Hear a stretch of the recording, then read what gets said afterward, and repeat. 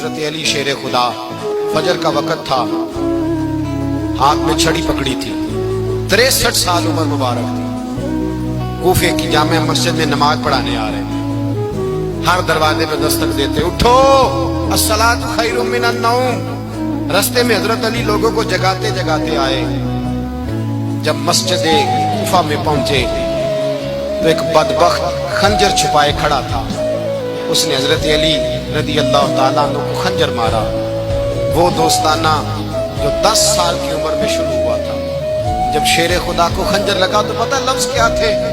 فزت برب الکعبہ، لوگوں رب کعبہ کی قسم میں کامیاب ہو گیا، میری زندگی دین کے کام آ گئی، میں کامیاب ہو گیا۔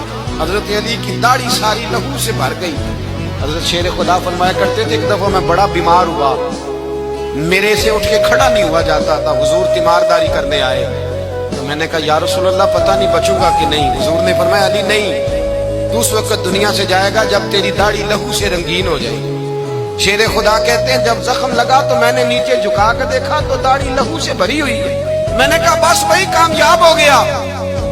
جامع مسجد کوفہ میں مولا علی نے سر سجدے میں رکھا، اور اسلام کی تاریخ کا وہ شخص جس شخص نے اپنی بچپن سے لے کر جوانی، جوانی سے لے کر بڑھاپا، اور جاتے جاتے امام حسن اور حسین کو قریب بلایا اور وصیت کر گئے، بیٹا جینا اسی کا ہے جو دین کے لیے جیے، بیٹا مرنا اسی کا ہے جو دین کے لیے مرے، جس دھج سے کوئی مقتل میں گیا وہ شان سلامت رہتی ہے، یہ جان تو آنی جانی ہے، اس جان کی کوئی بات نہیں۔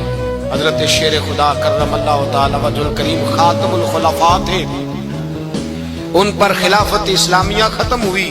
حضرت علی رضی اللہ تعالیٰ عنہ جس دن وصال ہوا، آپ کے بیٹے کہتے ہیں اس رات مولا علی نے خزانے کا مال سارا ایک رات والے تقسیم کیا، اور پھر جس جگہ مال خزانہ ہوتا تھا وہاں 2 نفل پڑھ کے کہا اے اللہ میں نے تیرے بندوں کی امانت تیرے بندوں تک پہنچا دی ہے۔ زندگی دین کے نام کر کے وہ شیر رخصت ہوئے۔ 21 رمضان المبارک کی شام ڈھلی تو حضرت علی المرتضیٰ شیر خدا رخصت ہوئے۔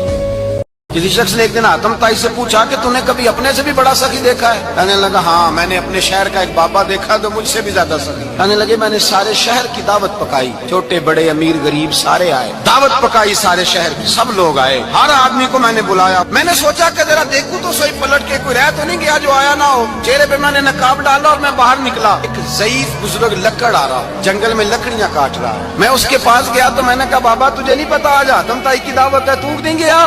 کہنے لگا بیٹا مجھے خبر آئی تھی، اطلاع ملی تھی پر میں نہیں گیا۔ تو کیوں نہیں گیا؟ کہنے لگے مجھے ہاتھ کی کمائی کر کے کھانے کا چسکا لگ گیا ہے، مزہ لگ گیا ہے ہاتھ کی کمائی کھانے کا، اب مجھے دوسرے کے دسترخوان پر ذائقہ نصیب۔